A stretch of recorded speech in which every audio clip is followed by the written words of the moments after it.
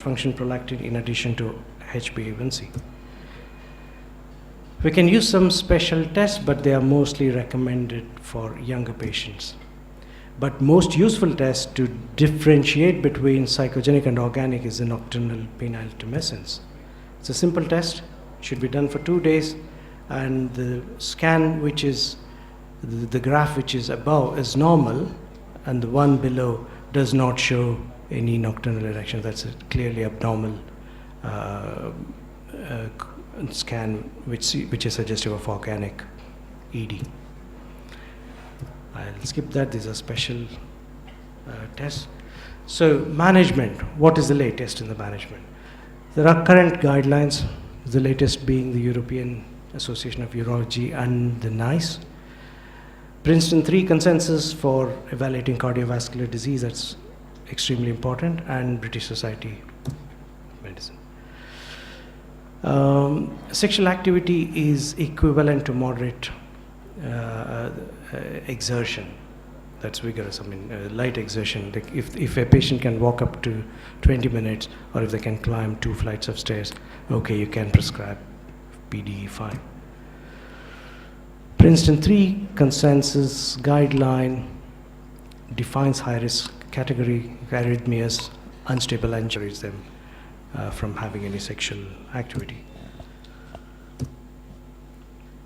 So if we come across moderate risk therapies,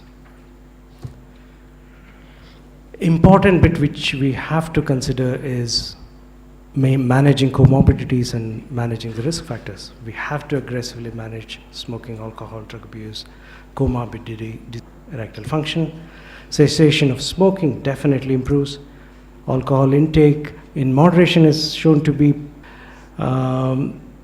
what are the considerations when we are treating diabetes? Of course, diet, exercise, metformin. There is some emerging data on metformin and sexual.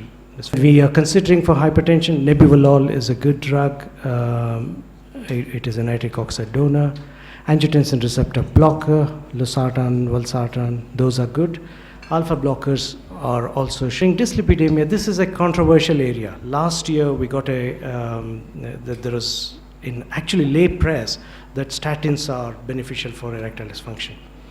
There have been a couple of studies on atorvastatin which show PD5.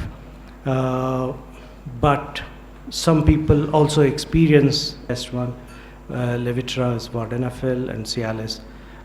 They all have got different profiles, and it's worth trying other PD5s if one is not effective. It's contraindicated in nitrates.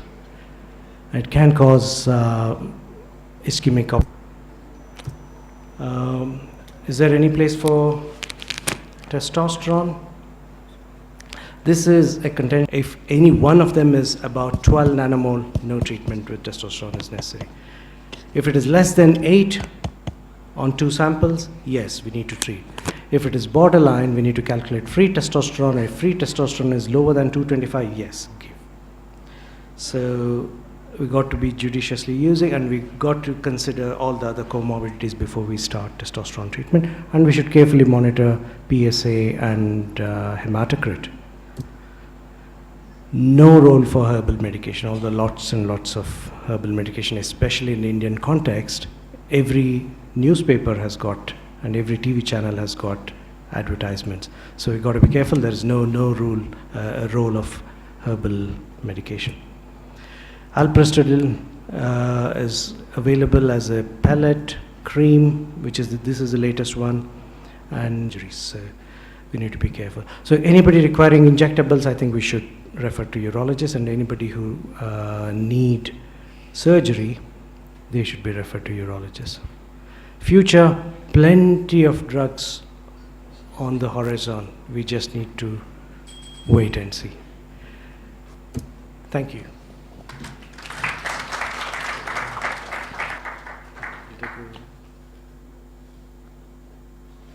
That's juicy presentation at these hours. I think it is 51st shade of grey. So for a quick thing, I need for a few comments from audience. Yeah. Okay. Yeah, sure. We can go ahead. Thank you.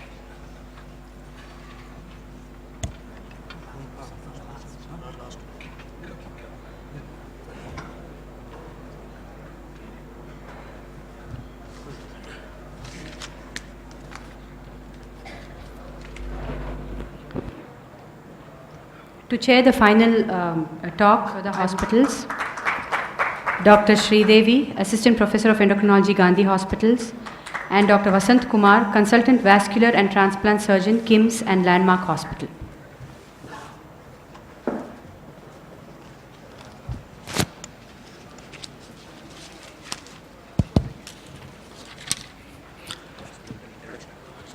Good evening. So we'll begin the next session. Important topic, the medical and surgical management of diabetic foot. We have two speakers in this session, Professor Andrew Bolton and Dr. Karin Andrew Bolton, to speak on medical management of diabetic foot. Thank you very much. We're running a bit late, so I'm going to move fast. Some of you may feel like the person sitting to the right here, not an audience you want to look at, and that is you're going to fall asleep. And some of you may think you recognize the guy on the left, but I hope A, that I'm a better speaker than the guy on the left, and B, that you're actually a more attentive audience than His Holiness on the right. Now it was and that is, we estimated in 2005 that every 30 seconds a limb is lost somewhere in the world as a consequence of diabetes. Sadly, 10 years on, the statistic is now that every 20 seconds a limb is lost somewhere in the world as a consequence of diabetes. So we have a lot of work to do. So this is what we're talking about, the prevention of this 19th century picture here of an amputation. So I'll try and provide some evidence base for what I say, because in the past